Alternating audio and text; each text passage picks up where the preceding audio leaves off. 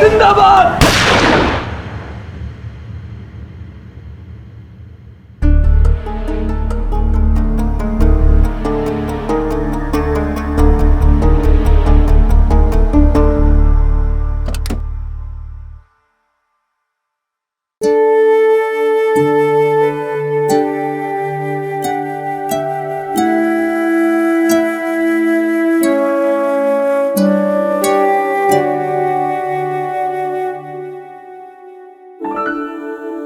देख क्या बात है बेटा, आज बड़ी जल्दी उठ गए। हाँ पापा, बस वो क्या बात है, कोई परेशानी? नहीं पापा, मैं बिल्कुल ठीक हूँ, बस ऐसे ही उठ गया।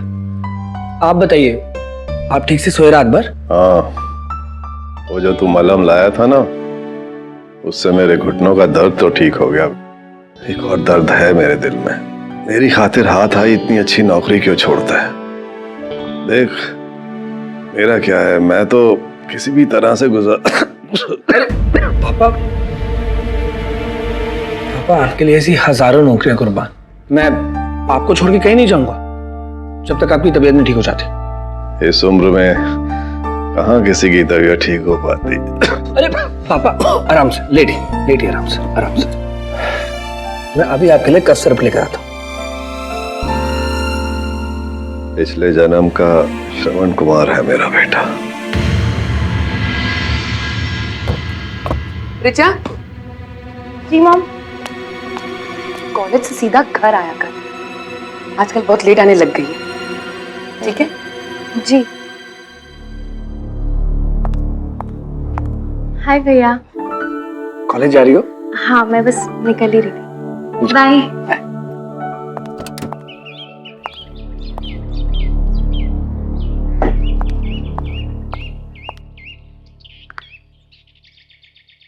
हेलो, तुम्हें मैं कितनी बार समझाऊं, मुझे बार बार ऐसे फोन मत किया करो।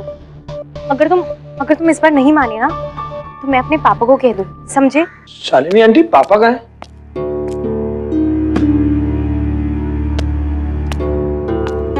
अपने कमरे में होंगे। और सुन, मैंने तुझे कितने बार कहा है कि मुझे आंटी मत बुलाया कर। मैं तेरी माँ हूँ। मेरी माँ एक ही थी, और आप उनकी जगह ना ले तो बेहतर होगा। 1.5 लाख की नौकरी छोड़कर घर पे बैठा है, कमाता तो कम से कम अपना तो भला करता।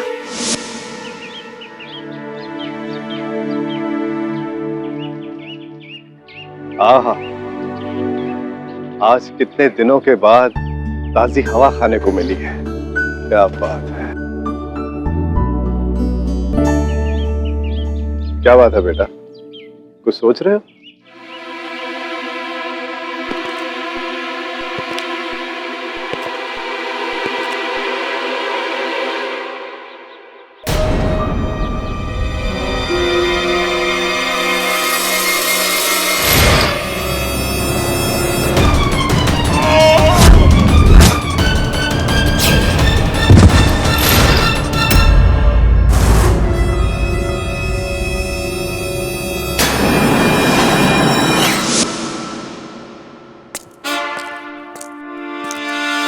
इसके लिए लड़की ढूंढ रही हैं बिली मोरिया, मेरे लिए तो नहीं। केडी, तुमको कैसे मालूम मैं लड़की ढूंढ रही हूँ?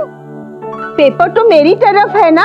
क्योंकि जितने पन्ने आपने पलटे हैं उसके अनुसार आप इस समाचार पत्र के पन्ने नंबर 17 पर होंगी, और 17 नंबर पन्ने पर एक तरफ नौकरी के इश्तहार होते हैं, दूसरी तरफ मैट्रिमोनियल्स होते हैं।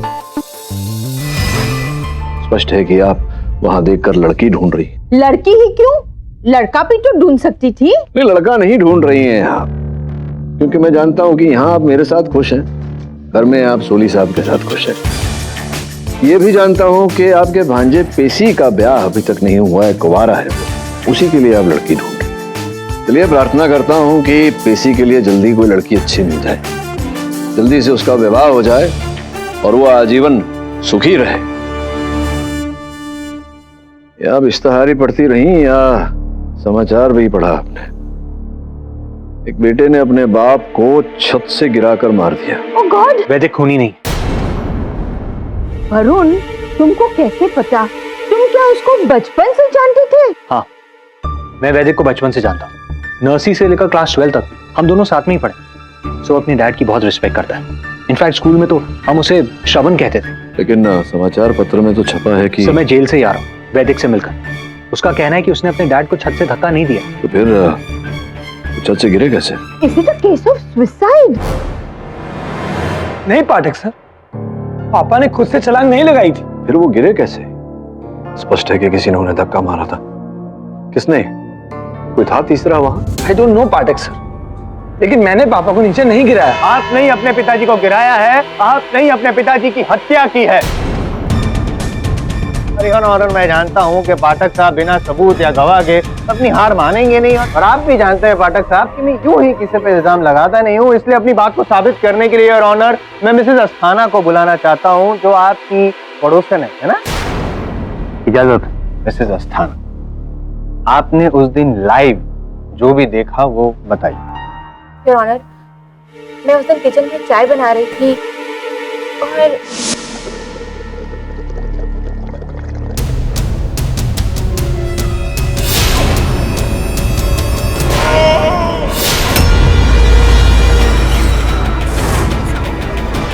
वैदिक, ये मिसेस अस्थाना जो कह रही हैं, क्या इनकी बातों में किसी प्रकार की सच्चाई है?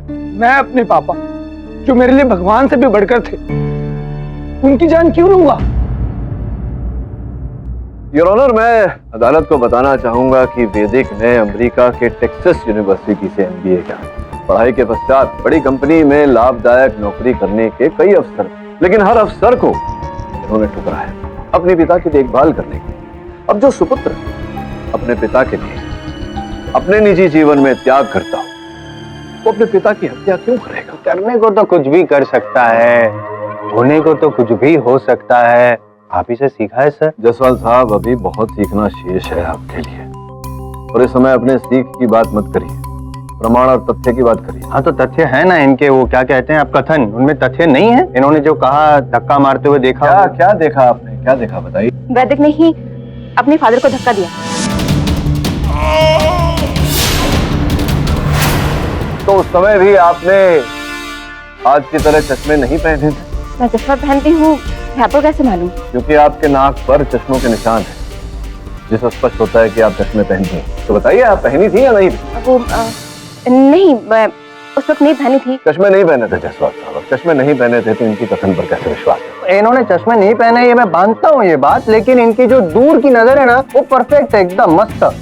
नजदीक की नजर में प्रॉब्लम है, इसके लिए वो चश्मे पहनती है। Yes your honour, I am long sighted, लेकिन मैं यकीन के साथ कह सकती हूँ कि उस दिन जो मैंने देखा वो सही था। किंतु परंतु कुछ भी कह के आप मेरी बात में इंटरफियर करे पाठक साहब, उससे पहले मैं आपको कह देना चाहता हूँ कि उस दिन वैदिक शर्मा और उनके पिताजी के अलावा वहाँ पे तीसरा और कोई था ही नहीं, और अगर तीसरा कोई होता तो उसके उंगलियों के निशान सीनियर शर्मा जी के शरीर पे पाए जाते। लेकिन फॉरेंसिक का कहना है कि उनके शरीर पे, सीनियर शर्मा के शरीर पे सिर्फ जूनियर शर्मा जी के उंगलियों के निशान पाए गए हैं, तो इनका बेकसूर होने का कोई सवाल पैदा नहीं होता है। मिस्टर पाठक, ये केस अब जिस मोड़ पर आ चुका है, या तो आपको प्रोसिक्यूशन की दलील से सहमत होना होगा, या मिसेज अस्थाना जो कह रही हैं उसे झूठा साबित करना होगा। योर ऑनर, हर हत्या का कोई ना कोई कारण होता है। इस हत्या में कोई कारण नहीं है, कोई कारण नहीं था योर ऑनर वैदिक के पास अपने पिता की हत्या करने का। दोनों एक दूसरे से प्रेम करते थे, इनके पिता इन्हें श्रवण कुमार मानते थे। ये क्यों हत्या करेंगे? क्या कारण है your honour? Back in your element sir. बातों में उलझा के केस को उलझाना ओल्ड ट्रिक। जज साहब ने क्या कहा मैं वापस रिपीट करता हूँ, या तो आप अपनी हार मान लीजिए, या तो मिसेस अस्थाना का जो स्टेटमेंट है उसको गलत साबित कीजिए प्लीज। योर ऑनर, आपकी अनुमति हो तो मैं मिसेस शर्मा को कटघरे में बुलाकर प्रश्नोत्तर करना चाहूंगा। इजाजत। बताइए शालिनी जी, जिस समय ये घटना घटी आप घर में थी? मैं घर पे ही थी, और जब वैदिक अपने पिता को टेरेस पे लेके जा रहा था, मैंने इसे टोका भी। अरे रे वैदिक, पापा को कहाँ लेके जा रहे हो? छत पे जा रहे हैं ताजी हवा खाने।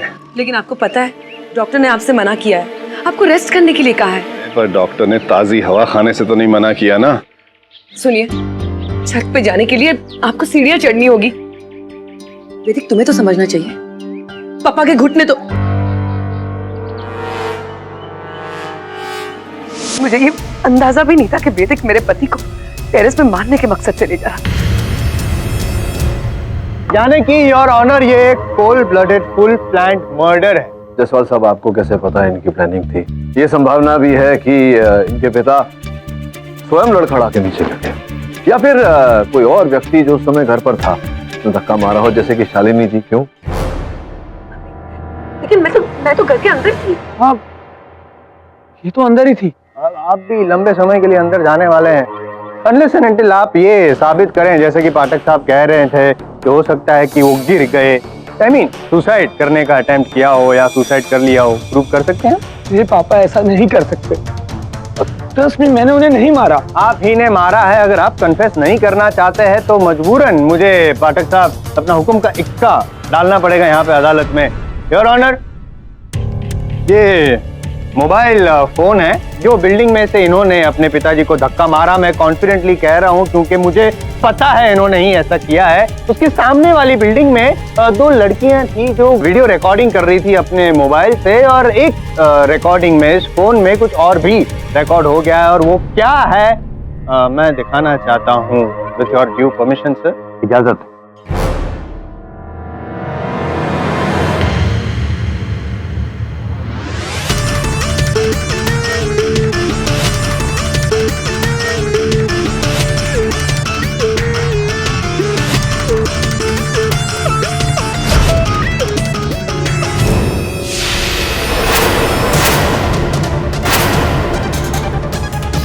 वैदिक, वैदिक, पता नहीं उस वक्त मुझे क्या हो गया था। क्या हो गया था मतलब? उस वक्त क्या हुआ था इनको नहीं पता है, लेकिन इस वक्त यहाँ पे क्या होने वाला है वो मुझे पता है। इनफैक्ट ऑलमोस्ट इन्होंने कन्फेस कर लिया है कि खून इन्होंने ही किया है। आप ही ने किया है कि नहीं खून? नहीं। क्या नहीं देख रहे हैं यहाँ पे? झूठ बोल रहे हैं आप? हाँ या ना? हाँ बोल। पर तुमने अपने पिता को धक्का क्यों दिया? तो उस वक्त मैं उनके साथ था और अचानक। क्या बात है,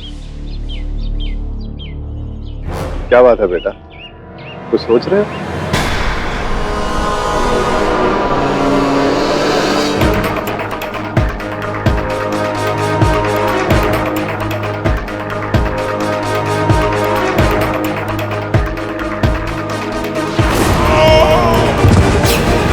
पापा!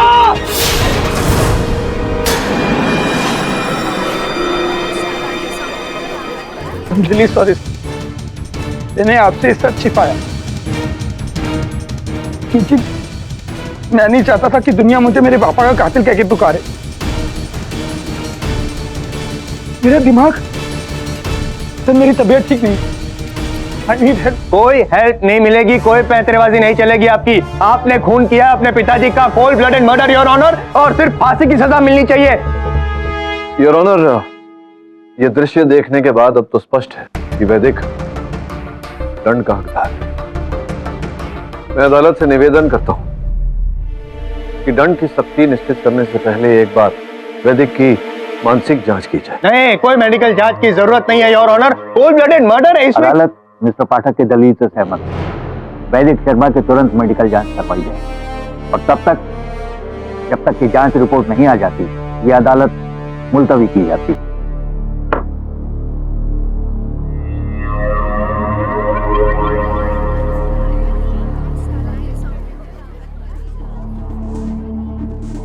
क्या हुआ बेटा? किसका फोन है?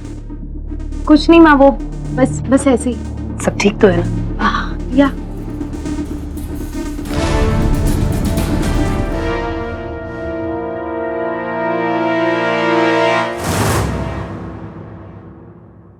I'm sorry सर, मेरी वजह से आपने वैदिक का केस लिया। मुझे नहीं पता था कि वो दिमागी मरीज है। कोई बात नहीं यार वरुण, होता है ऐसा कभी।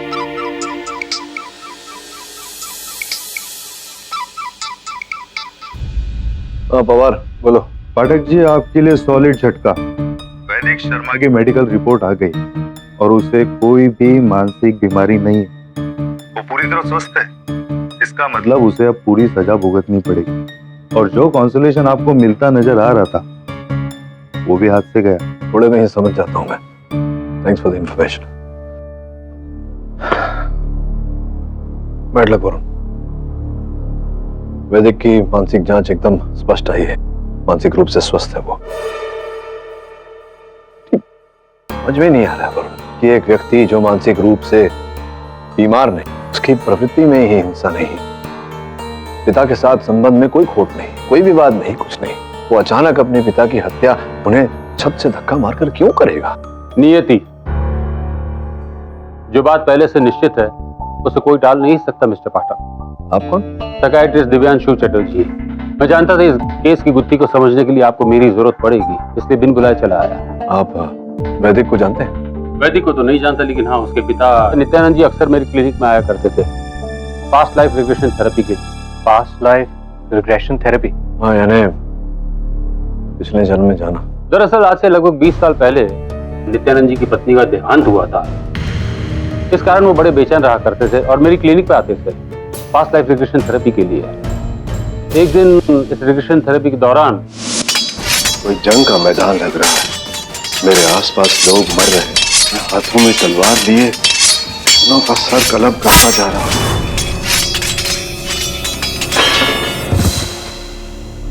इसमें आप कहाँ हैं? ढूंढो अपने आप को। आगे बढ़ता जा रहा हूं, मैं उस सेना का सेनापति हूं, दुश्मनों के खेमे का एक सिपाही खून से लथपथ मेरे आगे पड़ा है, गिड़गिड़ा रहा है।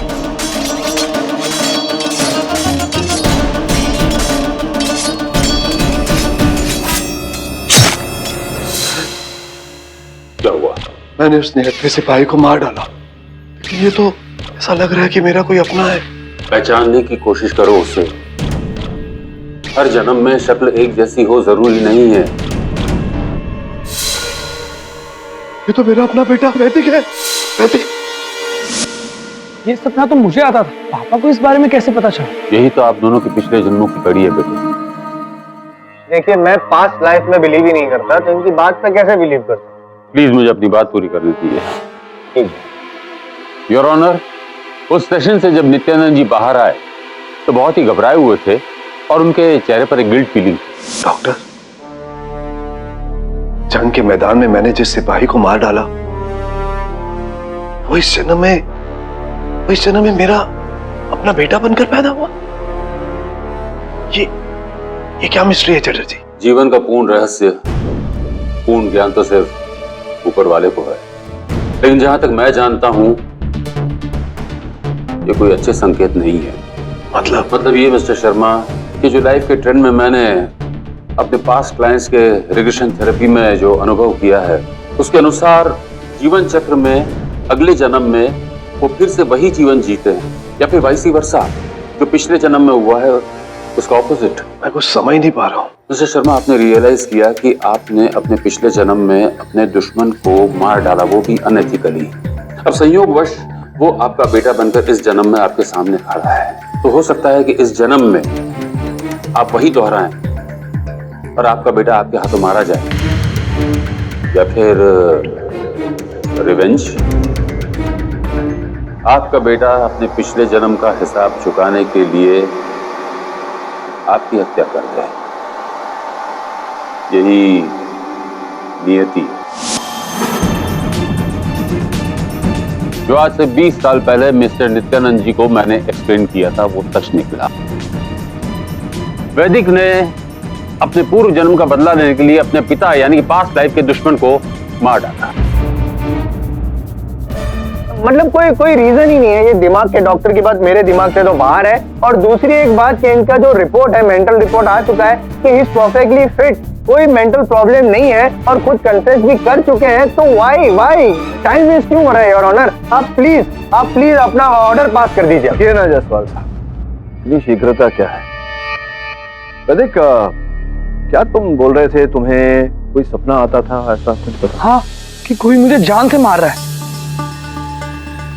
तो सपने के बारे में डॉक्टर चटर्जी ने जो अभी विवरण दिया, इस विषय में तुम्हारे पिता ने तुमसे कभी कोई बात की? नहीं, इनफैक्ट वो मुझे अपनी हर बात बताते थे, लेकिन इस बारे में उन्होंने मुझसे कभी कोई बात नहीं की। यही नहीं समझ पा रहा हूँ कि अगर हर बात तुम्हारे साथ करते थे तो ये बात क्यों तुमसे छिपाई? हम दोनों के एक ही सपने, ये अजीब शक्ति पिछला जन्म कनेक्शन, दुश्मनी, मुझे कुछ समझ में नहीं आ रहा।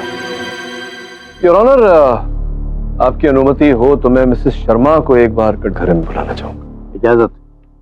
मिसेस शर्मा, क्या आपके पतिदेव ने इस विषय में कभी आपसे कोई वार्तालाप की? इतने डायरेक्टली तो नहीं, लेकिन हाँ कभी कभी वो बहुत डर जाते थे। डर के मारे वो भगवान की मूर्ति के सामने खड़े होकर कहते थे, ओम नमो शिवाय। हे भगवान, मेरे साथ कोई अनहोनी मत होने देना, कभी भी नहीं, किसी जन्म में भी नहीं। हमारी रक्षा करना भगवान, रक्षा करना। मैं उनसे पूछती भी थी कि आप किस अनहोनी की बात कर रहे हैं, लेकिन वो कुछ नहीं कहते, बात को टाल देते। धन्यवाद।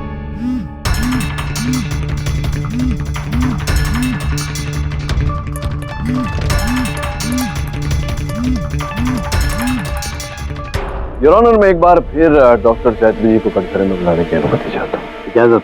शायद ये कठिन सत्य वो अपने तक ही सीमित रखना चाहते हो, इसलिए किसी को बताया नहीं होगा। इसी कारण डॉक्टर साहब आपकी बात पर विश्वास करना जरा कठिन हो रहा है। क्या आपके पास उनका कोई वीडियो है जब आपने किया था ये थेरेपी? सॉरी मिस्टर पाठक, मैं अपने क्लाइंट की किसी भी थेरेपी की वीडियो रिकॉर्डिंग उनकी मर्जी के बगैर नहीं करता, और मिस्टर शर्मा ने भी ऐसी कोई इच्छा जाहिर नहीं की थी, इसलिए मेरे पास उनका कोई वीडियो रिकॉर्ड नहीं है। पर हाँ, मैं इतना जरूर कहूंगा कि मैं जो भी कह रहा हूं वो बात पूरी तरह से सच है। किसने पिछले जन्म में किसको मारा, अब उसका बदला लेने के लिए वो कौन किसको मार रहा है, इन बातों को मापदंड मानकर मैं फैसला भी तो नहीं सुना सकता। योर ऑनर, मैं इस अदालत की और जिस कुर्सी पर आप बैठे हैं उसकी बहुत इज्जत करता हूं, पर उतनी ही संजीदगी और विश्वास से कहता हूं कि मेरी बात पूरी तरह से सच है। और यहां अदालत में अगर मेरी बात पर किसी को भी जरा भी संदेह है तो मैं यहां इसी वक्त अपनी बात को सच साबित कर सकता हूं। एक मिनट। मैम सॉरी योर ऑनर, लेकिन ये आप प्रूव करेंगे कैसे? आई मीन नित्यानंद जी तो है नहीं। पर उनका बेटा वैदिक तो है। मैं इस पर रिग्रेशन करूंगा यहीं लाइव।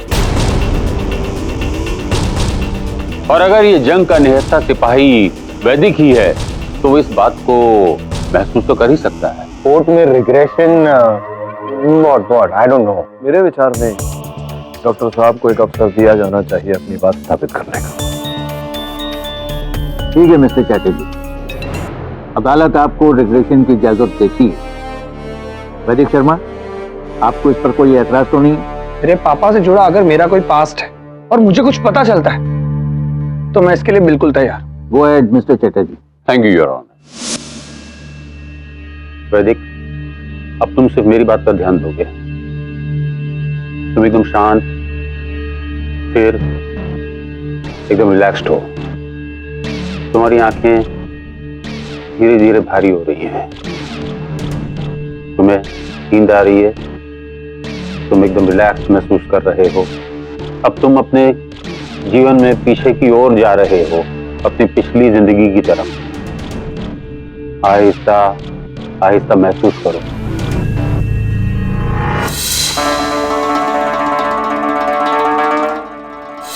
मैं किसी गांव में हूं।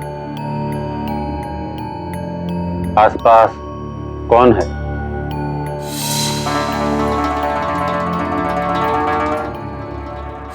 भगत सिंह की पहली हुई 2 गिरफ्तारी के बारे में चर्चा चल रही है। अब वहां से और पीछे की तरफ जाओ, बताओ वहां क्या हो रहा है। इंकलाब जिंदाबाद, इंकलाब जिंदाबाद, इंकलाब जिंदाबाद, इंकलाब जिंदाबाद, इंकलाब जिंदाबाद,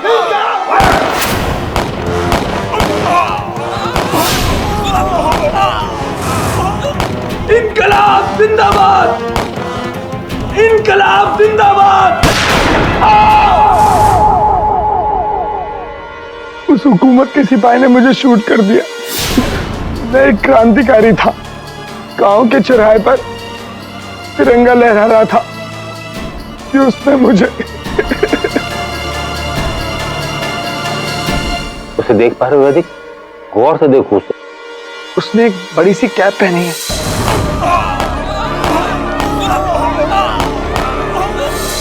नहीं पहचान पा रहा हूं मैं उसे। मन स्थिर करके देखो, करीब से देखो। पापा, पापा, ये मेरे पापा है। पहले तो डॉक्टर साहब कह रहे थे कि इनके पापा सेनापति थे और जी शांत, वैदिक, वहां से एक जन्म और पीछे जाओ।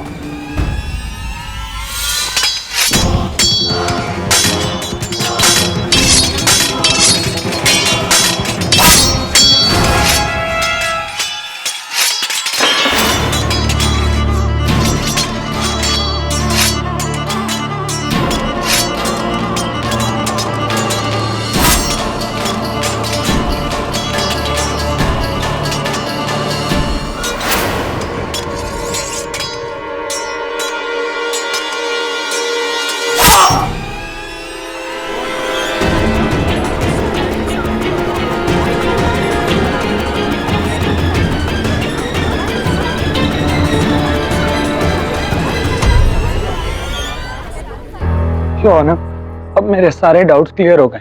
मैं यही सोच सोच कर परेशान था, आखिर मैंने अपने पापा को छत से क्यों धक्का दिया। एक जन्म में मुगल सेनापति और दूसरे जन्म में अंग्रेज कैप्टन बनकर जिन्होंने मेरी हत्या की, मेरा जानी दुश्मन, वो इस जन्म में मेरे पापा बनकर आए ताकि मैं उन्हें मार सकूं। लेकिन वो पिछला जन्म था, अलग दुनिया थी, और इस दुनिया और आपकी अदालत के हिसाब से मैं दोषी हूं, अपने पिता का कातिल। आप मुझे जो भी सजा देना चाहें मुझे मंजूर है। अदालत इन पुनर्जन्म और जन्म जन्मांतर की बातों पर यकीन नहीं रखती। यह अदालत अगली सुनवाई तक मुलतवी की जाती है।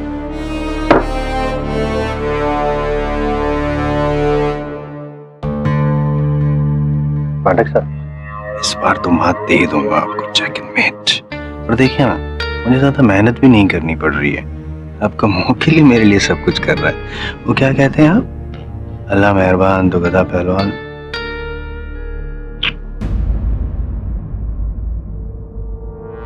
बेवकूफ गधा बन गया अपने आप को।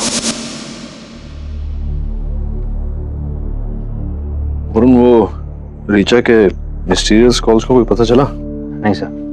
और वैसे भी उसका पता क्या करना है, आज अदालत में तो सब कुछ क्लियर हो गया। नहीं, लेकिन निर्णय आना अभी बाकी है। वैसे भी मैं ये पास्ट लाइफ रिग्रेशन थेरेपी इत्यादि में मानता नहीं हूँ। What are you saying, KD? अरे मेरा नेबर है ना मिसेस पटनायक, वो ना बचपन से पानी से डरती थी, और वो पॉटहोल्स में पानी है ना, वो भी देख के बेहोश हो जाती थी। Then she went to a psychiatrist, और वो psychiatrist उसको पास्ट लाइफ रिग्रेशन थेरेपी दिया। तब पता चला कि पिछले जन्म में पानी से डूब के मर गई थी, और that is why she's got water phobia। हाँ sir, past life regression therapy के बारे में मैंने भी सुना। डॉक्टर वाइस की किताब मेनी मास्टर्स मेनी लाइव्स, वो भी पास्ट लाइफ रिग्रेशन पे ही बेस्ड है। It's one of the best sellers. You know, KD, बहुत सारी बुक्स है, ऑल ट्रू स्टोरीज, लेकिन तुमको कैसे पता चलेगा? तुम तो ये सब में बिलीव ही नहीं करते। पुरानी आदत है मेरी, जब तक स्वयं नहीं देख लेता इस बात पर विश्वास नहीं करता। अब तो देखना पड़ेगा। ऋचा बेटा, कहाँ थी अब तक? तुम्हारा नंबर भी नहीं लग रहा है। एक्चुअली मम्मी, मैंने वो सिम चेंज कर लिया। सिम चेंज कर लिया? यू मीन नंबर चेंज किया है तुमने? क्यों? बताऊंगी।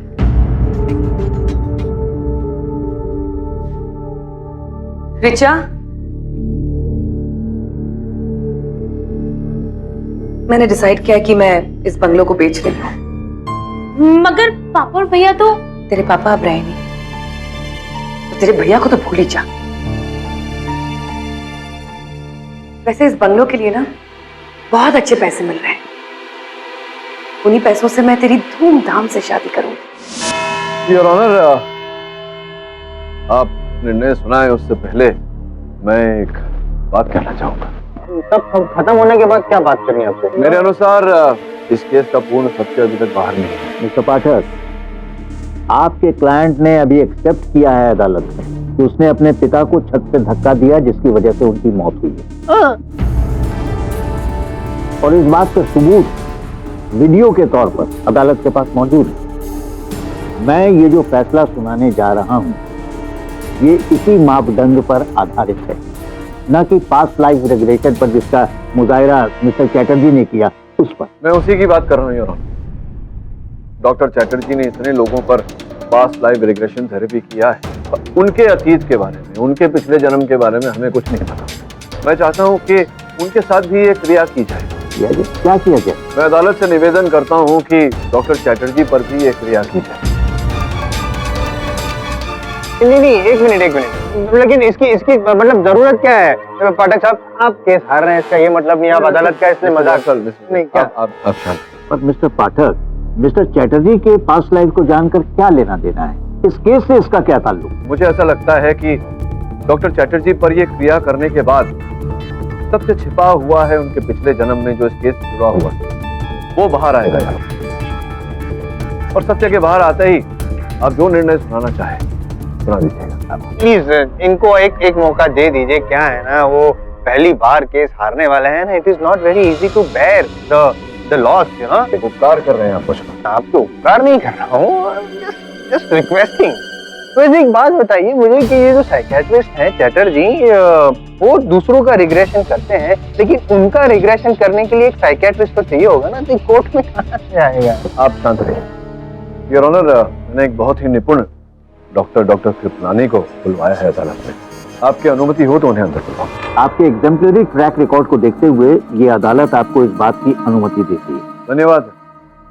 आइए डॉक्टर कृपलानी।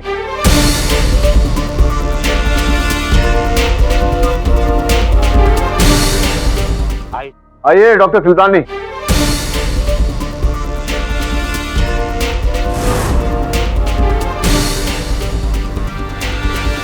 डॉक्टर चैटर्जी आप भी आइए। ये सब क्या नौटंकी हो रही है? मैं जा रहा हूं यहां से। Your honour. मिस्टर चैटर्जी, अदालत आपको आदेश देती है, सामने आइए। योर ऑनर, ये मेरे साथ ज्यादती हो रही है। मिस्टर चैटर्जी, अदालत का टाइम वेस्ट मत कीजिए। प्लीज रिक्लाइनर चेयर लाइए। मिस्टर चैटर्जी, आप तो सब कुछ जानते हैं। Close your eyes and concentrate. मुझसे नहीं होगा ये सब। क्या आपसे नहीं होगा? Your honour please. Mister Chatterjee please cooperate.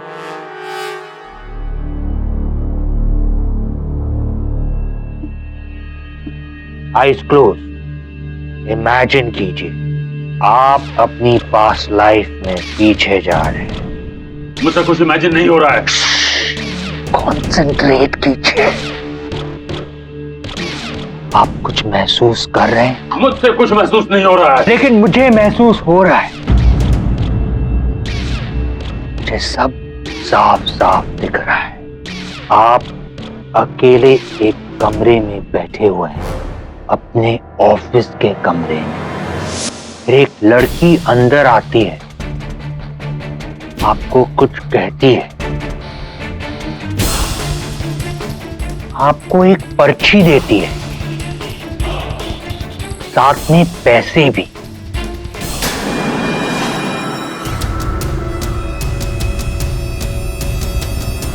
फिर आप एक फकीर के भेष में एक घर के बाहर पहुंचते और उसके बाद एक लड़के को हिप्नोटाइज करते और कहते हैं कि तुम अपने घर की छत पर जाओगे और वहां से अपने पिताजी को धक्का मारकर नीचे गिरा दोगे।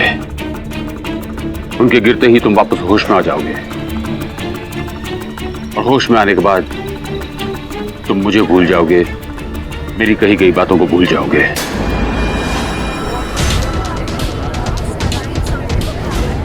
क्या है ये सब जो आपके साथ हुआ मिस्टर चैटर्जी? एक मिनट सॉरी डॉक्टर कृपलानी, कौन से जन्म की बात कर रहे हैं? इसी जन्म की।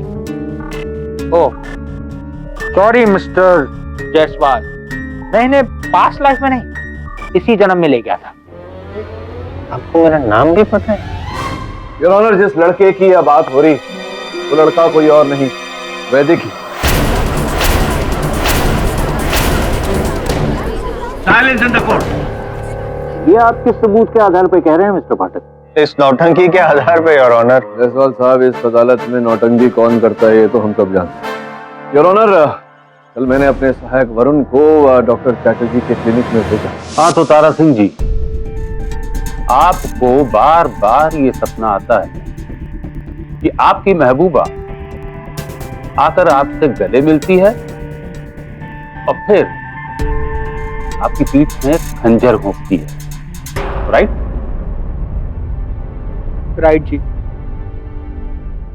डॉक्टर साहब, ये ब्लैक एंड व्हाइट सपना मुझे 4 महीनों से परेशान कर रहा है जी। डॉक्टर साहब, मैनू दसो क्या राज है इसके पीछे? वो तो रिग्रेशन थेरेपी से ही पता चलेगा ना। तो कर लो ना जी, 80 तो इतना ही है। रिलैक्स हो जाइए, अपनी आंखें बंद करो, बंद। और सिर्फ मेरी आवाज पर ध्यान दीजिएगा। मैं जो कहूं वो सुनो। अब तुम धीरे धीरे पीछे की ओर जा रहे हो। आपके कई जन्मों का सफर आपके साथ है। सर जी, वो ब्लैक एंड व्हाइट सपना, वो मंजर मेरे आंखों के सामने है। वहां तुम क्या देख रहे हो? क्या तुम अपने आप को देख पा रहे हो? हाँ जी, मैं तो शूट में वहां खड़ा हूँ जी, अपनी लवर का इंतजार कर रहा हूँ। देखो आगे क्या हो रहा है। मेरी महबूबा सुंदर सुशील रमोला मेरे पास आती है और मैं उसे अपनी बाहों में। और फिर उसने वही चाकू निकाला। हाँ जी। और वो चाकू तुम्हारी पीठ में घोंप देती। मुझे नहीं लगता ये दी एंड है। और आगे देखो, क्या देख पा रहे हो? क्या सुन पा रहे हो? कोई आवाज? हाँ जी, आवाज बहुत क्लैपिंग चैपिंग हो रही है जी। यहाँ पर ऐसा लग रहा है जैसे कि बहुत लोग खड़े हैं। शूटिंग जी भाई, शूटिंग तो हो रही है जी, और सब मुझे बधाइयां दे रहे जी। Good shot, good shot. देखिए, आप पिछले जन्म के मशहूर एक्टर सूरज कुमार थे, और जो सपना आप बार बार देख रहे हैं वो शूटिंग का एक सीन है। शुक्रिया मुझे राज बताने का। You are welcome. ये बात मैं जाके सबको दसता हूं। Bye bye. योर ऑनर, मैंने अपने सहायक को झूठी कहानी कहने और मेरे सहायक ने जो कहानी डॉक्टर चैटर्जी को सुनाई, डॉक्टर चैटर्जी ने हूबहू वही कहानी ऐसा जताया मेरे सहायक को कि वो उनके किसी पिछले जन्म में वो घटना घटी। हिप्नोसिस द्वारा झूठी कहानी को वास्तविकता का रूप देने का प्रयास, और वैसा ही झूठा प्रदर्शन योर ऑनर क्षमा चाहता हूं मुझे यहाँ करना पड़ा अदालत में अपने सहायक वरुण की सहायता से।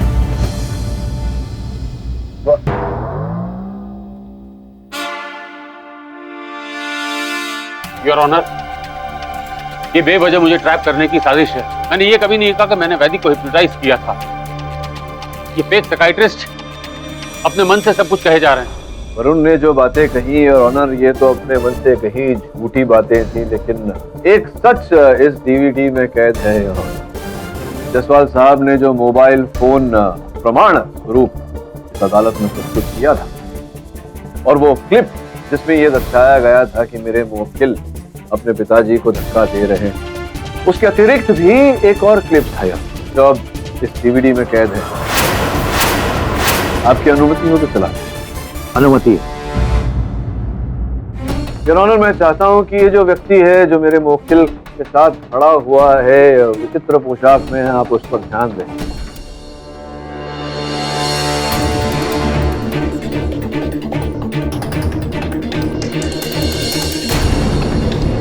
और अगर ये मना करें तो पीछे जो मोटरसाइकिल खड़ी है योर ऑनर, तो जो नंबर प्लेट है इन्हीं की मोटरसाइकिल। योर ऑनर, मैंने ये सब किसी के कहने पर किया था। योर ऑनर, मेरा सहायक वरुण पहले ही अदालत को बता चुका है कि कोई महिला थी जो 3 माह पूर्व डॉक्टर साहब की क्लिनिक गई थी और चिट्ठी के साथ साथ बहुत भारी रकम भी दी थी इन्हें।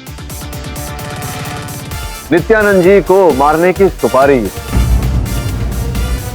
मुझे पूरा विश्वास है कि वो महिला, वो हत्यारे इस समय इस अदालत में उपस्थित है, वहां बैठी 3 महिलाओं में से एक है। मैं चाहूंगा कि अदालत डॉक्टर चैटर्जी से आग्रह, डॉक्टर चैटर्जी उनका नाम बताएं। योर ऑनर, मैं मानता हूं कि इसमें मेरा हाथ है, पर वो औरत कौन है ये मैं नहीं जानता। क्योंकि जब वो मेरे सामने आई थी तो उसका चेहरा ढका हुआ था। योर ऑनर, डॉक्टर चैटर्जी नहीं बता पा रहे, मुझे ही बताना। क्यों ऋचा जी, आपको आजकल वो लड़का परेशान तो नहीं करता? मतलब फोन नंबर चेंज करवा लिया होगा। अब अगली बार फोन नंबर देने से पहले ये जरा तय कर लीजिए कि व्यक्ति विश्वास का। लेकिन आपको कैसे पता चला कि कोई लड़का मेरी बेटी को फोन करके परेशान कर रहा है? मैं ये भी जानता हूं कि असल हत्यारा कौन है।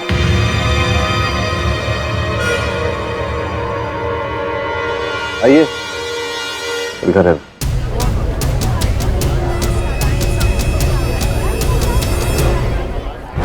आप मेरी तरफ इशारा क्यों कर रहे हैं? मैं तो आई विटनेस हूँ ना। हाँ, आई विटनेस आप बनी क्योंकि आप एक तीर से दो शिकार करना चाहती थी। नित्यानंद जी की मृत्यु और उनके सुपुत्र वैदिक को आजीवन कारावास, ताकि इनका बंगला शराब की जरूरत थी उसे आप फिर पा सके। हाँ मिस्टर पाठक, आप सच कह रहे हैं। यही वो औरत है जो पिछले 10 सालों से हमारे बंगले के पीछे पड़ी थी। लेकिन मैं और पापा बंगला नहीं बेचना चाहते थे, पर शालिनी आंटी चाहती थी वो बंगला बेचकर एक रेंट पे हाउस ले। तो मेरे सपने के बारे में कैसे पता चला? तुम्हारी माँ शालिनी ने बातों में मुझे इस बारे में बताया और मैंने और डॉक्टर साहब ने इन्हीं बातों के आधार पर ये पूरा ड्रामा रचा, एक बेचारे बेटे से अपने बाप की हत्या करवा दी। मेरी बेटी की शादी होने वाली है। मैंने उसके ससुराल वालों को वो बंगला गिफ्ट करने का प्रॉमिस किया है। बात मेरी इज्जत पे थी। शर्म आनी चाहिए। आप अपनी इज्जत के लिए एक व्यक्ति की जान ले ली आपने, दूसरे व्यक्ति का जीवन बर्बाद। डिफेंस तमाम सबूतों और गवाहों को मद्देनजर रखते हुए ये अदालत मिसेस अस्थाना और मिस्टर चैटर्जी को फौरन हिरासत में लेने का हुक्म देती है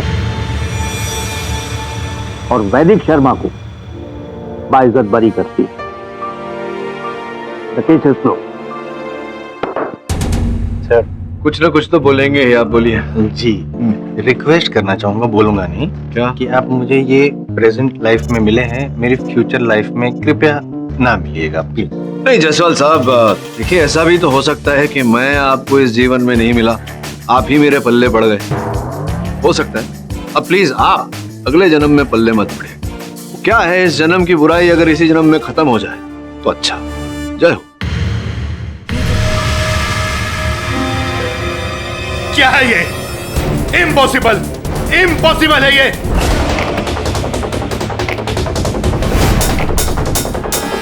$15 crore.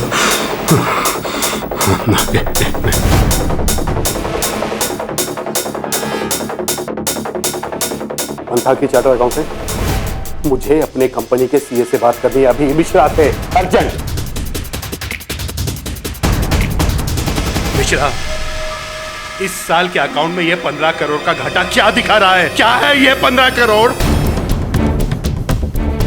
Regent Pharma? I don't care क्योंकि मेरे 15 करोड़ कहां गए, बस दैट्स इट। वरना तुम जानते हो मैं तुम्हारे साथ क्या करूंगा, अच्छी तरह से जानते हो मिश्रा तुम।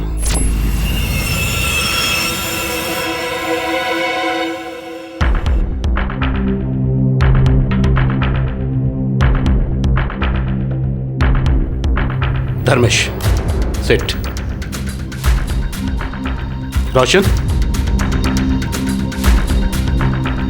वर्गीस और काजी,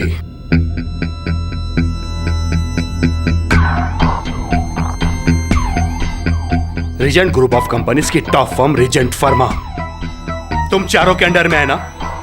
हाँ बोलो। और तुम में से एक भी नहीं जानता कि मेरे 15 करोड़ कहां गए, वो भी 1 साल के अंदर अंदर। वो रीजेंट फार्मा के जितने भी फाइनेंशियल मैटर्स हैं सर, ये रोशन ही संभालता है। Right sir. सर जितने भी पीएनएल स्टेटमेंट्स है ना, प्रॉफिट एंड लॉस स्टेटमेंट जितने भी है सर, ये देखता है। अरे मुझे अकेले का काम थोड़ी है, तुम तीनों भी तो इक्वली रिस्पॉन्सिबल हो। और वैसे भी सर, लास्ट वीक के स्टेटमेंट तो मैं सब वर्गीस से बनाया। हेलो, मैं लीव पर था, बच्चों के जैसा लड़ना बंद करो तुम लोग। इसने किया, उसने किया, ये किया, वो किया, बस करो ये। मैं सिर्फ इतना जानना चाहता हूं मेरे 15 करोड़ कहां गए, दैट्स इट।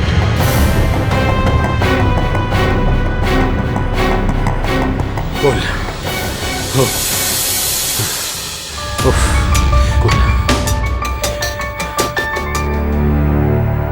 No stress.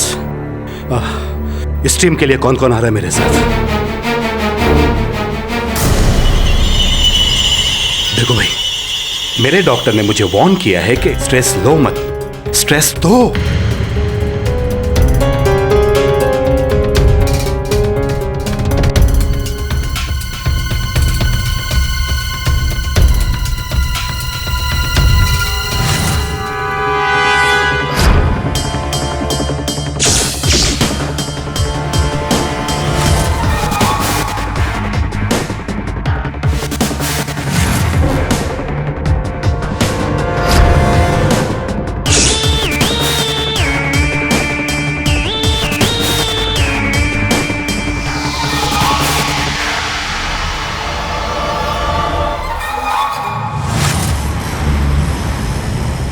हाँ, okay, thank you Mishra.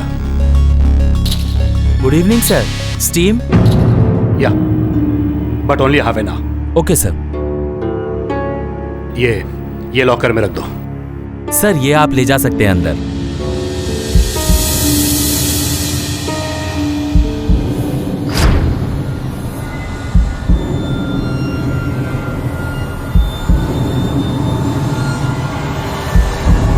No stress Vikram Rohira, no stress, cool. Doctor ने कहा है कि स्ट्रेस नहीं लेना।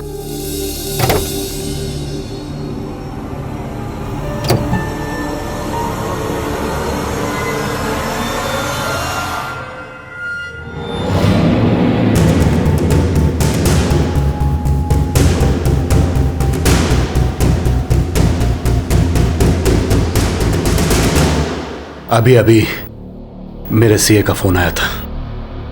वो कह रहा था कि 15 करोड़ के घोटाले में तुम चारों में से कोई एक है।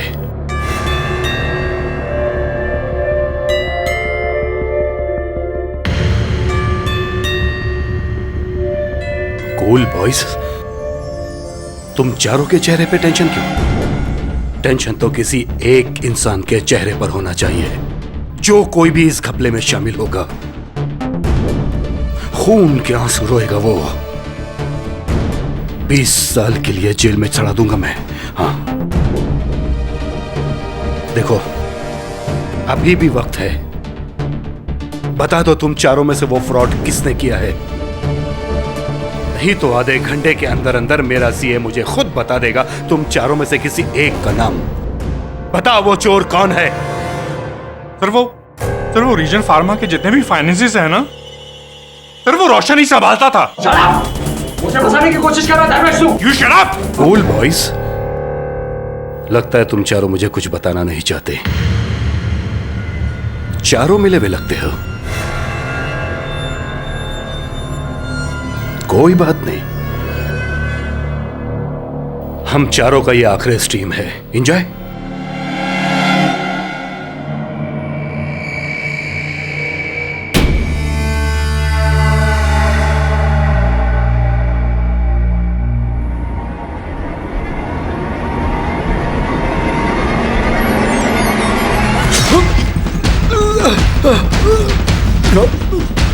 रोशन, छोड़ मुझे रोशन।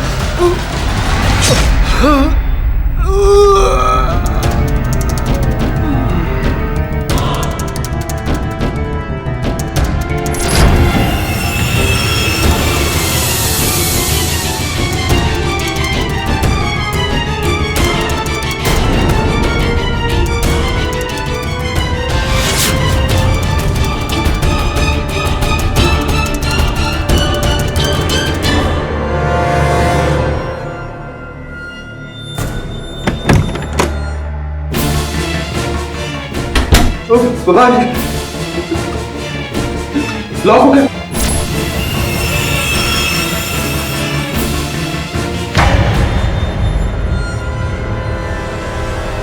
कोई निकला था उनमें से बाहर? नहीं सर, मैंने उन चारों को लॉक कर दिया।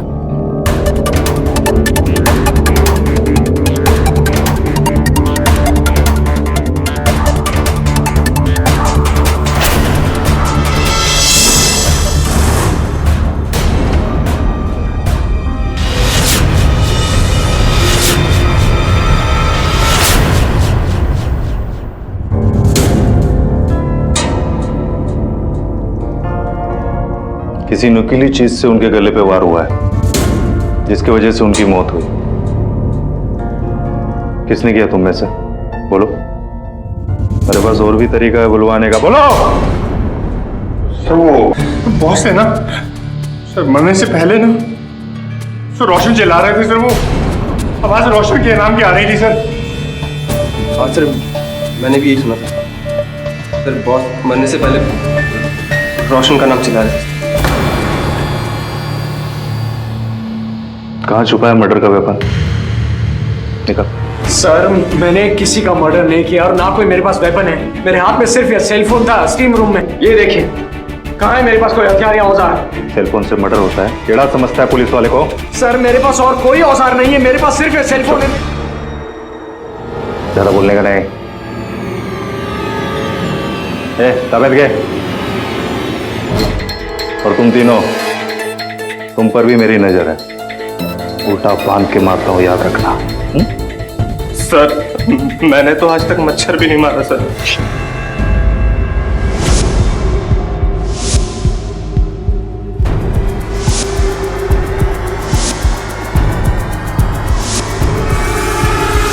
साहब चारों को अंदर लॉकअप में बंद रखा है। उनके शरीर से सिर्फ तौलिया मिली है और कुछ नहीं, सिवाय इन 4 सामान के।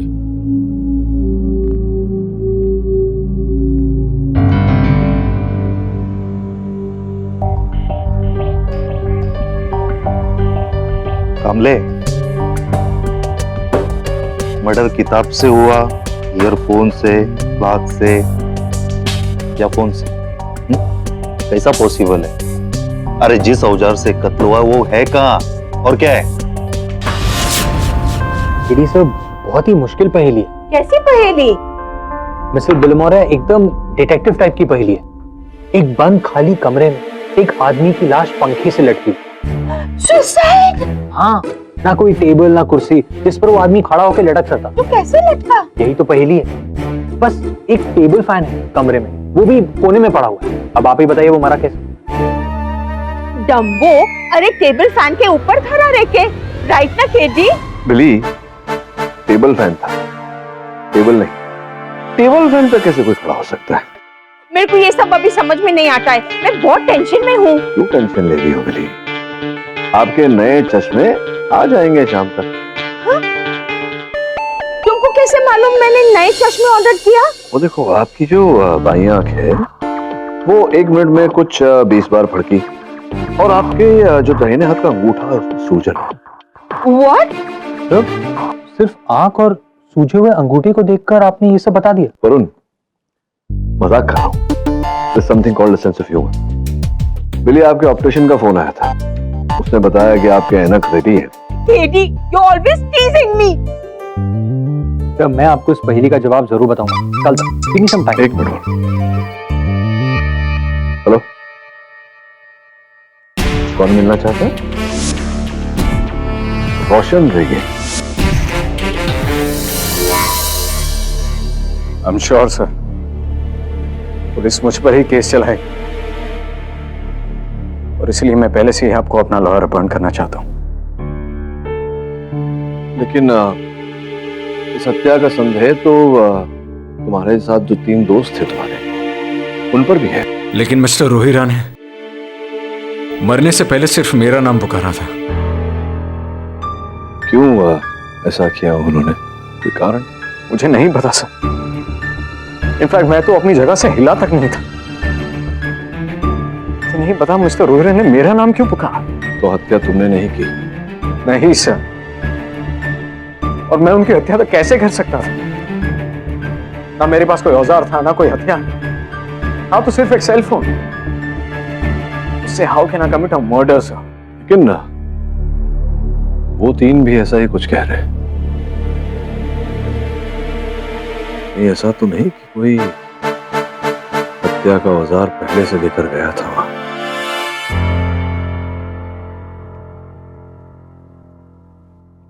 वरुण, हमने स्टीम रूम को अच्छे तरीके से चेक किया।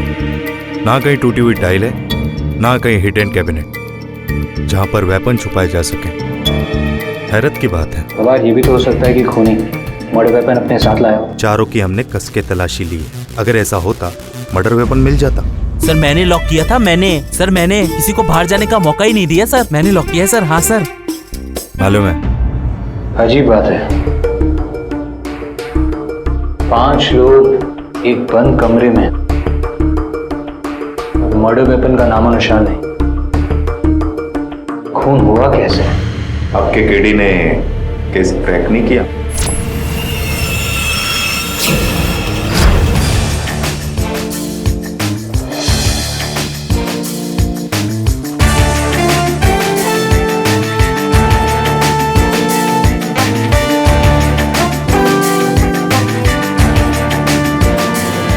मैं रिक्वेस्ट करता हूँ रोशन जी, आप प्लीज ऐसा मत कीजिए। देखो, अदालत का टाइम वेस्ट मत कीजिए, मेरा भी टाइम वेस्ट। 10 मिनट में केस खत्म हो जाएगा। आपको सिर्फ इतना ही करना है कि कन्फेस करना है आपने खून किया, बस। सर मैंने किसी को नहीं मारा। कैसे आप कह रहे हैं यार? आपने नहीं मारा तो फिर आपके बॉस ने मरते समय आपका नाम क्यों लिया? और ये सिर्फ आप नहीं, आपके साथ आपके जो 3 दोस्त हैं वो सभी इस बात पे एग्री कर रहे हैं। आपने भी माना ना आपका नाम ले रहे। जी सर, लेकिन मुझे नहीं पता कि मरने से पहले मेरे बॉस ने मेरा नाम क्यों लिया। क्यों पता?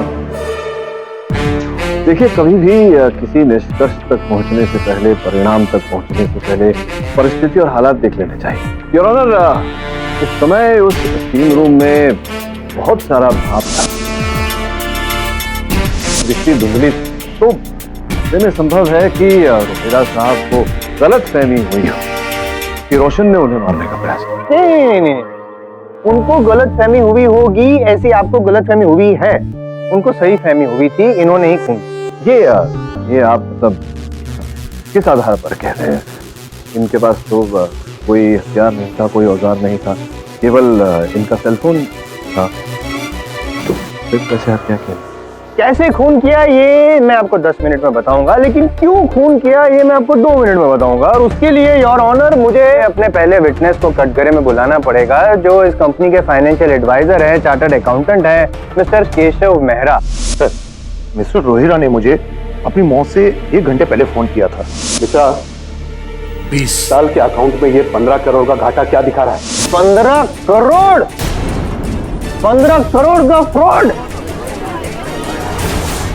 मिस्टर रोहिरा ने मुझे फाइंड आउट करने को कहा कि ये फ्रॉड इसके अकाउंट से किया गया है। और फिर आपको पता चला कि इन तीनों में से और किसी एक ने ये फ्रॉड किया है, राइट? रीजेंट फार्मा में ये 15 करोड़ का लॉस मिस्टर रोशन के अकाउंट से हुआ था।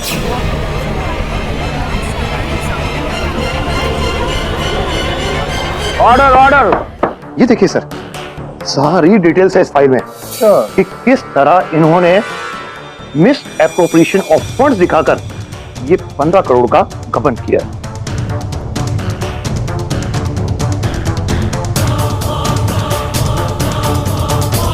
मिस्टर पाठक, इसमें साफ दर्ज है कि आप ही के क्लाइंट ने फ्रॉड किया है। 15 करोड़ 11 लाख। हाँ सर, ये फ्रॉड मैंने ही किया, लेकिन इस कंपनी के फ्रॉड में मैं अकेला भागीदार नहीं, काजी भी था।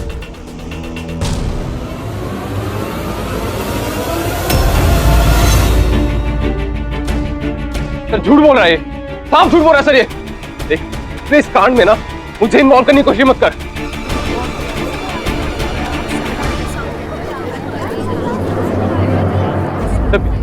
सर मैंने कुछ नहीं किया। ऑर्डर।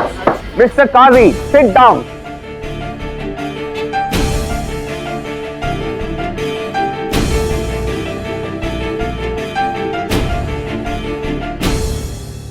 हाँ सर, मैंने ही अपनी कंपनी में 15 करोड़ का फ्रॉड किया, और इसके लिए मुझे जो सजा मिलेगी मैं भुगतने के लिए तैयार हूं सर। लेकिन मैंने अपने बॉस का खून नहीं किया। एडी में अपने 2 साल की बच्ची की कसम खा के गए। मिस्टर रोहिरा को मैंने नहीं मारा तो उन्होंने अपने आप को मारा। रोशन जी देखिए, आपकी पोल खुल चुकी है और पाठक साहब आपका केस बंद। योर ऑनर, इन्होंने जो फ्रॉड किया था इनके बॉस मिस्टर रोहिरा को, उसका पता चलने वाला था और इससे पहले कि आपके बॉस आपकी गिरबान तक पहुंचते, आप उनके गिरबान तक पहुंच गए और उनका मर्डर कर दिया टीम रूम में। सर मैं उनका खून कैसे कर सकता हूँ? I speak. मेरे पास सिर्फ सेल फोन था। आई स्पीक भी था।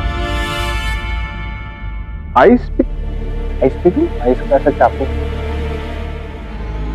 जसवाल साहब, रोशन जादूगर नहीं है जिसने अपने सेल फोन को आई स्पीक बना दिया। मिस्टर पाठक, तो फिर मिस्टर रोहिरा की मौत कैसे हुई? योर ऑनर, आपकी मेज पर फोरेंसिक्स की रिपोर्ट रखी हुई जिसके अनुसार उनकी जगुलर वेन काटी गई, 2 मिलीमीटर चौड़ा और 4 इंच गहरा घाव था। जायसवाल साहब सही कह रहे हैं, ऐसा घाव किसी आइस पिक या स्क्रू ड्राइवर इत्यादि इस प्रकार के औजार से किया जा सकता है। किंतु जायसवाल साहब, सोचने वाली बात यह कि पुलिस ने चारों व्यक्तियों की तलाशी ली और बगास किसी के पास ऐसा कोई औजार प्राप्त नहीं हुआ। योर ऑनर, इस बात का गवाह टीम रूम का अटेंडेंट मिलिंद है। सर, जैसे ही मुझे पता चला कि खून हुआ है, मैंने चारों को स्टीम रूम में लॉक कर दिया, एकदम लॉक। पुलिस वालों के आने तक। अरेस्टिंग ऑफिसर कौन था? सर, वारदात से लेकर अब तक हमारी इन लोगों पर कड़ी नजर है। अगर इनके पास कोई हथियार होगा तो इनके शरीर पर ही होगा। शरीर पर तो केवल टावल और ये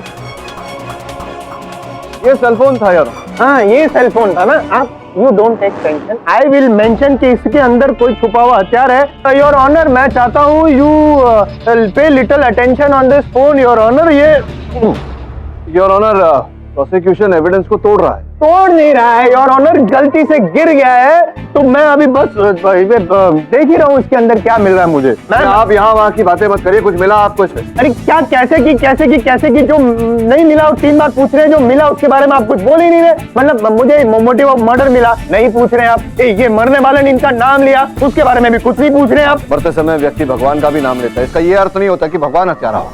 मिस्टर पाठक, बातों में केस को मत उलझाइए।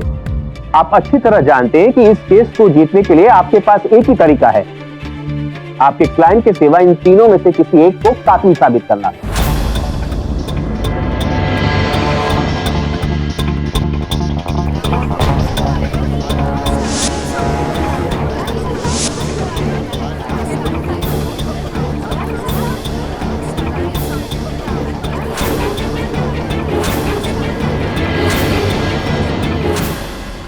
तो उस दिन टीम रूम में, मतलब आपके तौलिए के अतिरिक्त ये MP3 प्लेयर और ये हेडफोन्स थे आपके पास, राइट?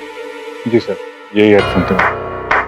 मतलब वाह, योर ऑनर, पाठक साहब ने केस क्रैक कर दिया। मतलब heart attack, why ear attack नहीं, आई मीन सॉरी सर, मैं आपको डिस्टर्ब कर रहा हूँ, लेकिन कमाल है योर ऑनर। इन्होंने क्या किया, अपने जो बॉस थे रोहिरा जी के कान में ये ईयरप्लग डाले और वे MP3 में इतना जोर से म्यूजिक बजाया कि उनको हार्ट अटैक आ गया और वो मर गए। He is the criminal. लेकिन वन कंफ्यूजन, जो रोहिरा जी थे यहाँ पे गले में उनको घाव भी था नुकीली चीज का। Please explain and oblige. हो गया। हाँ, तो धर्मेश जी, मैं क्या कह रहा था आपसे कि हाँ, मुझे भी बड़ा आनंद मिलता है जब जिम में, सौना में मैं ऐसे संगीत सुनता हूँ। आप किस प्रकार का संगीत सुनना? अच्छा, रॉक म्यूजिक सुनते हैं। चलिए काम करिए, ये लीजिए, वही गाना लगाएं और ये म्यूजिक सुने। क्या लगता है आपको मिस्टर जायसवाल, क्या इन्होंने हत्या की है या नहीं? सुना कुछ आप? क्या कहा आपने सर? जी, मैंने कहा, और यही कहना चाहता था मैं योर ऑनर कि जब इनके इतने समीप खड़े होकर, इतने निकट खड़े होकर, इतनी जोर से चिल्लाए और इन्होंने मेरी आवाज नहीं सुनी, तो उस दिन टीम रूम में जब ये इसी ध्वनि पर गाना सुन रहे थे, संगीत सुन रहे थे, इन्होंने रोहिरा साहब को चिल्लाते हुए कैसे? Don't answer. गाना खत्म हो गया होगा। योर ऑनर, अक्सर ऐसा होता है कि जब एक गाना खत्म होता है और दूसरा शुरू होता है, उसके बीच में एक 2-3 सेकंड का ब्लैंक पॉज जाता है। उसी ब्लैंक पॉज में रोहिरा जी रोशन रोशन करके चिल्लाए होंगे और इन्होंने सुन लिया होगा। यस योर ऑनर, ऐसा ही हुआ था, गाना खत्म हो गया था। सर, अगर मेरे बॉस ने रोशन रोशन भी चिल्लाया या नहीं चिल्लाया, इससे बात ये जाहिर नहीं होती है कि मैं ही कातिल हूँ। MP3 प्लेयर वापस ले लीजिए, कुछ मिली या नहीं उसमें। और वैसे भी आपकी जो आखिरी लाइफलाइन थी, उसका फर्स्ट ऑप्शन तो गया। तो इस किताब को लेकर आप स्टीम रूम में बैठे थे, ये पुस्तक पढ़ रहे थे आप? जी हाँ सर, मुझे पढ़ने का शौक है। The great Mughals, your honour, इतिहास पढ़ने का शौक है आपको।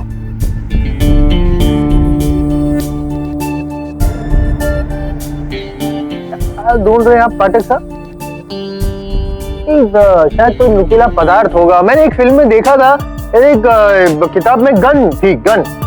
अब ट्राई कीजिए, आपको गन तो नहीं मिलेगी, लेकिन शायद वो हथियार मिल जाए जिससे मारा था। मैं हथियार नहीं जसवाल, कुछ और ही ढूंढ रहा। क्या मैं आपकी मदद कर लाओ, मैं करता हूँ। तुम आप है ना बार बार ऐसे क्या देख रहे हैं, बताओ क्या है इसमें? आप देखिए, तब तक मैं वर्गीस साहब से ये पूछ लूं कि वर्गीस साहब, स्टीम रूम में तो अक्सर कुछ क्षणों में ही पूरा धुआं भर जाता है, तो लोग एक दूसरे को नहीं देख पाते। तो ऐसे में आप किताब कैसे पढ़ रहे हैं? जब चश्मे भी पहनते, चश्मों पर भी। एक्चुअली सर, स्टीम रूम में मैं पहली बार गया था, मुझे इतना आइडिया नहीं था, लेकिन मैं किताब बड़ी तेजी से पढ़ लेता हूँ। अच्छा, किताब बड़ी तेजी से पढ़ लेते हैं आप। द ग्रेट मुगल पढ़ रहे थे आप, तो फिर तो आपको ये पता ही होगा कि हुमायूं के पिता का नाम क्या था? हुमायूं? जी, ग्रेट मुगल हुमायूं के पिता। सॉरी सर, मैंने वहां तक पढ़ा नहीं। वहां तक आप पहुंचे हैं, क्योंकि वही मैं ढूंढ रहा था पुस्तक में, आपने जहाँ पेज फोल्ड किया है। अब देखिए, जायसवाल साहब बताएंगे। जायसवाल साहब देखिए वो पन्ना। देख लिया मैंने। कौन है हुमायूं के फादर? बाबर। बाबर, बाबर। बाबर नहीं, Babur. Sorry Babur sir, actually मेरे माइंड से स्लिप हो गया। कैसे? How is it possible? कितना घिनौना अपराध किया है आपने। It is a criminal offence. Is it? होता है, अक्सर इंसान भूल जाता है नाम, क्या बड़ी बात है। मैं भी कई बार अपनी ऐसी चीजें कहीं रख देता हूँ, भूल जाता हूँ।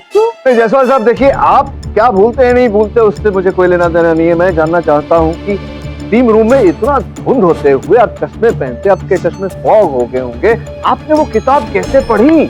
नहीं समझ तो मैं नहीं पा रहा हूँ, क्योंकि आप हद पार कर रहे हैं। इन्होंने क्या पढ़ा, क्या नहीं पढ़ा, कैसे पढ़ा, that is not the point. The point is that you still not prove what you have to. Point ये है मिस्टर जायसवाल कि ये झूठ बोल रहे हैं।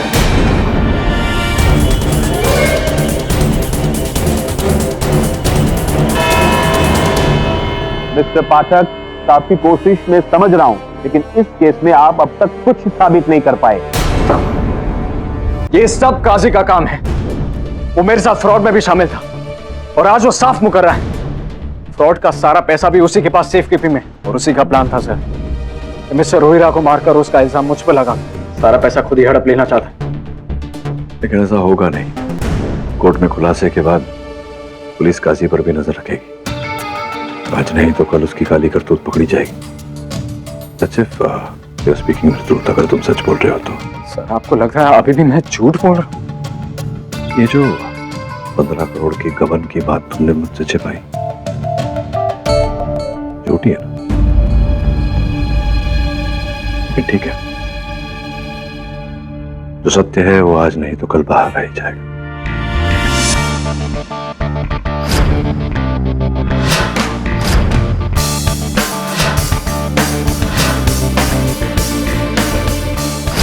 मेरी बेट तो आपके क्लाइंट रोशन पे है। सारे चांसेस उसी के लग रहे हैं। आफ्टर ऑल, जो आदमी आपसे एक बार झूठ बोल सकता है, वो कत्ल की बात भी आपसे छुपा सकता है। वो तो ठीक है, लेकिन कत्ल का हथियार कहाँ गया? मिल गया, मिल गया, मिल गया। कत्ल का हथियार मिल गया आपको? ओह नो किडी, वो पहेली का जवाब मिल गया। क्या बात है मिस्टर बिलमोनी, तो वो आदमी लड़का कैसे? पता है, वो आदमी 10 फुट का था। Right KD? Sorry Billy, wrong answer. So mean you are. KD sir, उस पहेली का जवाब क्या है? प्लीज बताइए ना, इस कहानी में एक रिडल का तो जवाब पता चले। उस आदमी ने बर्फ की लादी पर खड़े होकर अपने आप को लटकाया। समय के साथ साथ बर्फ पिघलता गया और कोने में जो पंखा चल रहा था, टेबल फैन, उसके कारण पानी सूख गया। न बर्फ का कोई निशान, न सूखे हुए पंख।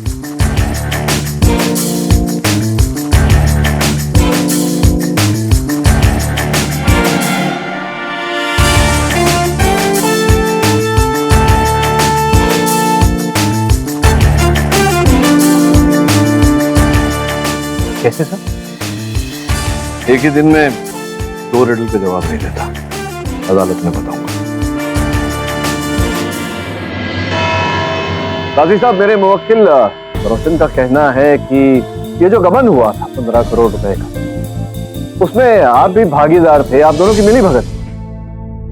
देखिए सर, अब तो ये ऐसे ही कहेगा। एक्चुअली मेरी और रोशन की आज तक कभी बनी नहीं, इसलिए सारा बिल मुझ पर फाड़ रहा है। अच्छा, उसी प्रकार से जैसे आपने इन पर बिल फाड़ा था। इनका नाम लिख। सिर्फ मैं नहीं सर, बाकी 2 लोग भी यही कह रहे हैं। जब मिस्टर रोहिरा का कत्ल हुआ तो रोशन रोशन चिल्ला रहे थे सर। मुझे समझ में नहीं आ रहा है सर कि आप मुझ पे क्यों शक कर रहे हैं। आपके कहने का मतलब ये है कि मैंने इस कॉफी फ्लास्क से मिस्टर रोहिरा का कत्ल किया? जी नहीं काजी साहब, फ्लास्क से क्या तो नहीं किया, किंतु योर ऑनर, ये फ्लास्क है बड़े काम की चीज। इसमें जो गर्म होता है वो गर्म रहता है, और जो ठंडा होता है वो ठंडा रहता है। मेरा कहने का तात्पर्य ये है योर ऑनर कि अगर स्टीम रूम में कोई किसी की हत्या करना चाहता है तो बर्फ से बना चाकू अगर इस फ्लास्क में डालकर ले जाए तो वो ठंडा रहेगा योर ऑनर, पिघलेगा नहीं।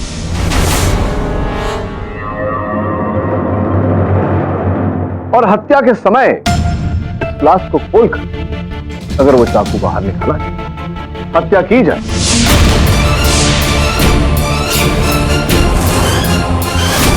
तो फिर स्टीम रूम में योर ऑनर कुछ क्षणों में ही बर्फ पिघल जाता है। बड़े काम की चीज है ये फ्लास्क। क्यों काजी साहब?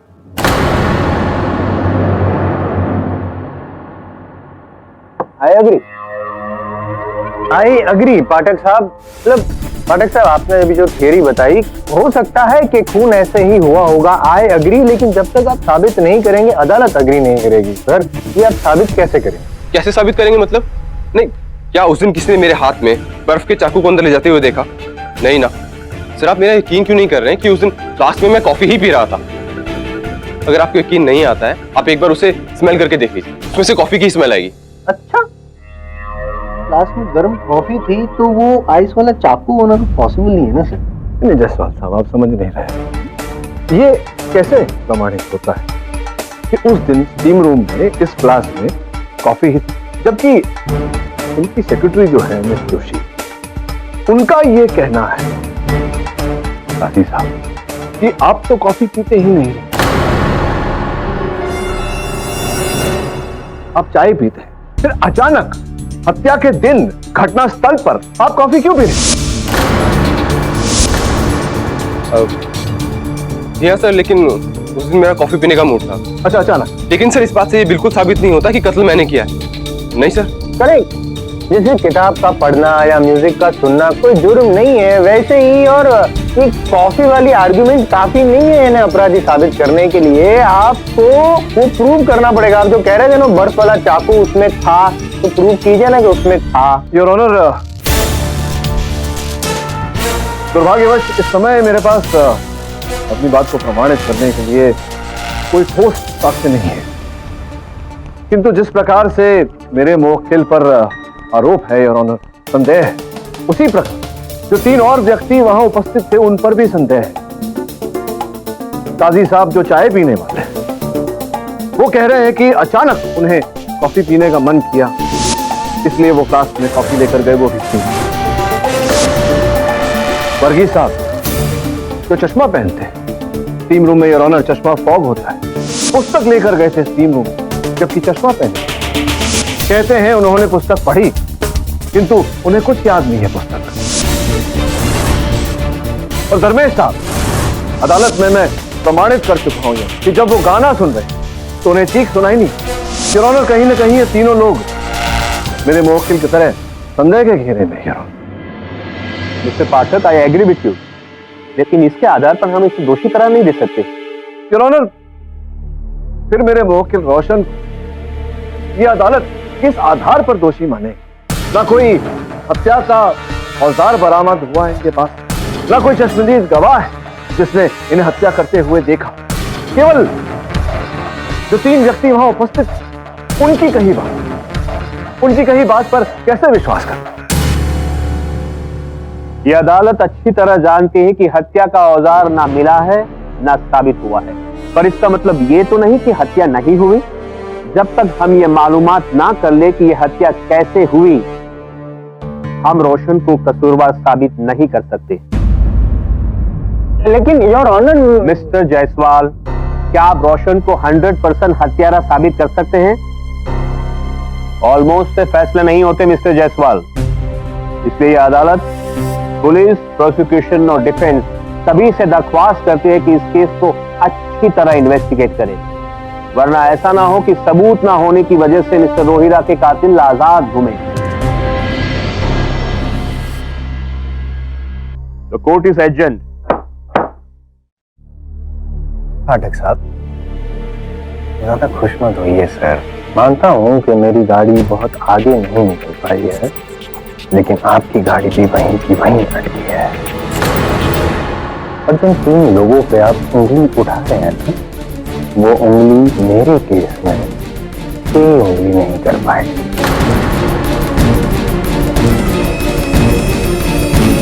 जायसवाल को भूल जाइए सर। और अब तो जज भी हमारी तरफ, बिना ये जाने कि मर्डर कैसे हुआ, किस औजार से हुआ, रोशन पर इल्जाम लगाना बहुत मुश्किल होगा। केवल रोशन की रिहाई मेरा मकसद नहीं है भाई। साहब सही कह रहे थे, कहीं ऐसा ना हो कि साक्ष्य की कमी के कारण असल अपराधी खुला घूमता रहे। एक कक्ष में 4 लोग, चारों के पास अलग अलग वस्तु, लेकिन उन 4 वस्तुओं में से एक वस्तु भी ऐसी नहीं जिससे हत्या की जाए। फिर हत्या की किस वस्तु से, वो है कहां? दिल्ली, हम लोग यहाँ इतना इंपॉर्टेंट केस डिस्कस कर रहे हैं और आप अपने नए चश्मों को चमकाने के चक्कर में। कि क्या करूं? दुनिया इतनी तरक्की कर ली है, चांद पर जाने का सलूशन है, पर चश्मा जब एसी में धुंधला हो जाता है उसका कोई सलूशन नहीं।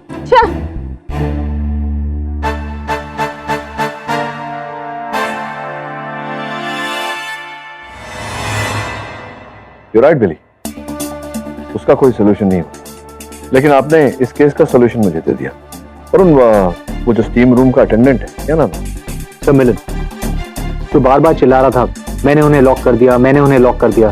जी सर, मैंने ही उन 4 को रूम में लॉक किया था। अच्छा ये बताइए कि जब ये 4 व्यक्ति स्टीम रूम में गए तो आपने वहां के तौर तरीके, चाल चलन के बारे में रूल समझाए? जी हाँ साहब, जब भी कोई गेस्ट स्टीम या सोना में जाता है, मेरा काम है उन्हें फुल ब्रीफिंग देने का।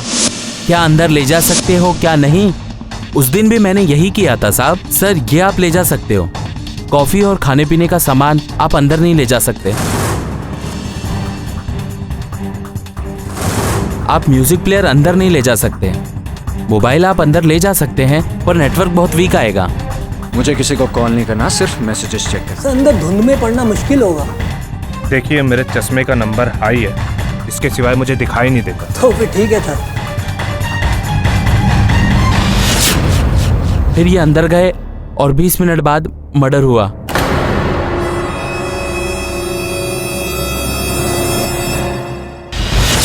आप मुझसे क्या पूछना चाहते हैं? पिछली बार मेरी किताब के पीछे पड़े थे, अब क्या है? मैं आपसे ये पूछना चाह रहा था कि आपने मिलिंद को कहा था कि आपके चश्मों का नंबर बहुत ज्यादा है। हाँ, पर लग तो नहीं रहा है ऐसा, पतले पतले कांच लग रहा है। आपको देख लो एक बार। ये क्या मजाक है सर? ये मजाक नहीं, ऑर्डर है। दिखाई तो चिंता मत करिए, लौटा दूंगा। लाइए लाइए। भाई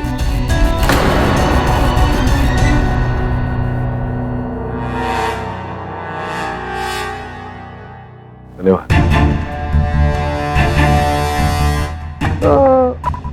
नंबर ज्यादा तो नहीं लग रहा, -1 होगा। फिर आपने मिलन से क्यों ऐसा कहा था कि बहुत अधिक नंबर है आपके चश्मे? एक्चुअली सर, इसको उतारते ही मेरा सर दर्द होने लग जाता है। हमेशा पहनने की आदत है ना। क्या यही कारण था कि आप इन चश्मों को पहनकर स्टीम रूम में गए थे, या कोई और कारण? और क्या वजह हो सकती है सर? योर ऑनर, पाठक साहब को कोई चश्मदीद गवाह नहीं मिला तो चश्मे के पीछे पड़ गए। और मिस्टर पाठक, चश्मे को लेकर ये क्या विवाद है? योर ऑनर, इस केस के प्रारंभ 4 वस्तुओं पर हमारा ध्यान था। सर्वप्रथम ये पुस्तक, द्वितीय MP3 प्लेयर और हेडफोन, तृतीय ये मोबाइल फोन, और चौथा ये फ्लास्क।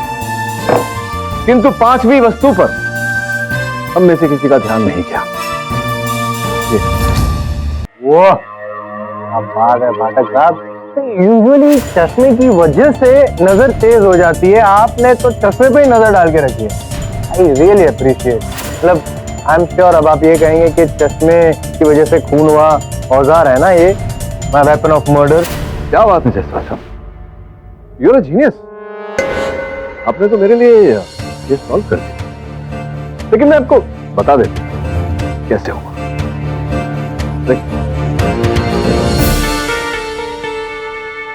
चश्मा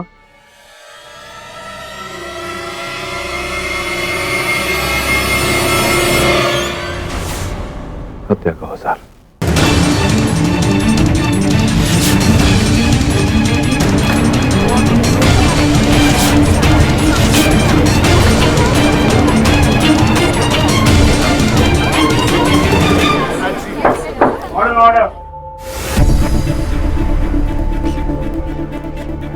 हत्या का औजार है?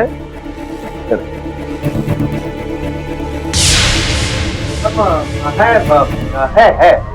हत्या का औजार हो सकता है कि ये हथियार है, लेकिन ये ही हथियार है, ये आप कैसे प्रूव करेंगे?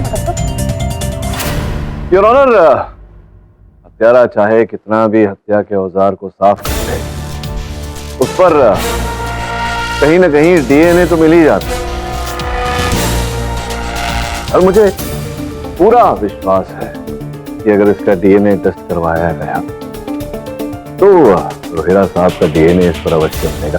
अब 2 बातें हो सकती है यहाँ कि DNA टेस्ट जब तक नहीं आ जाता तब तक आप पुलिस की हिरासत में रहें, और पुलिस का एक पट्टा होता है, सत्य बोल पट्टा, वो खाते रहें। या तो अगर उस मार से बचना चाहते हैं तो एक बार जुर्म कर लीजिए, 3 दिन बाद तो नहीं पड़े। क्या करना चाहेंगे आप?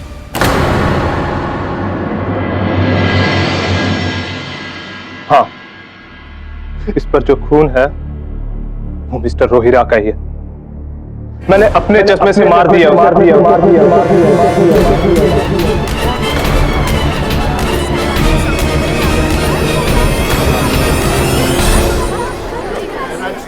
ऑर्डर। कंपनी के अंदर से मुझे पता चला कि रोहिरा चीफ ऑफिसर के लिए बाहर से MBA अपॉइंट कर, जबकि वो पोस्ट के लिए मुझे प्रॉमिस किया था उसने। पिछले 5 सालों से मैं उस पोस्ट की वेट कर रहा था, और उसके लिए मैं किसी का भी कत्ल कर सकता हूं, किसी का भी। इसीलिए उस धोखे का जवाब तो मुझे रोहिरा को देना था, और अगर अचानक रोहिरा मर जाता तो ऑटोमेटिकली वो पोस्ट मेरी हो जाती। और उस दिन परफेक्ट मौका था सबको, इंक्लूडिंग मुझे, रोशन पर चाहिए। हमें पता था अगर रोशन पकड़ा जाता तो उससे नौकरी से निकाल देते, लेकिन उसी दरमियान अगर रोहिरा की मौत हो जाती तो सबका शक रोशन पर चला जाता।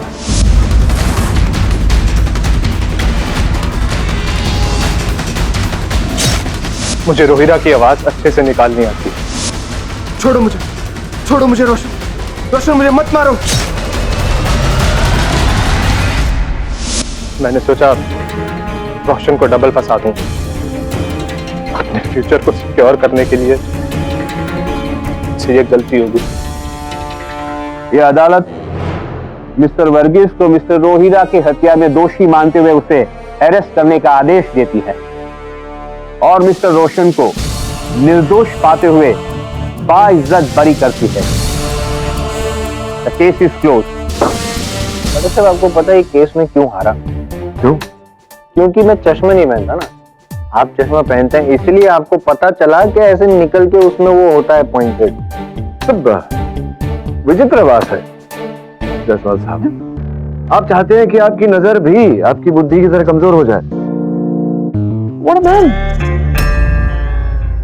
और भी दिलचस्प कहानी देखने के लिए हमारे चैनल को सब्सक्राइब करें और बेल आइकॉन दबाना न भूलें।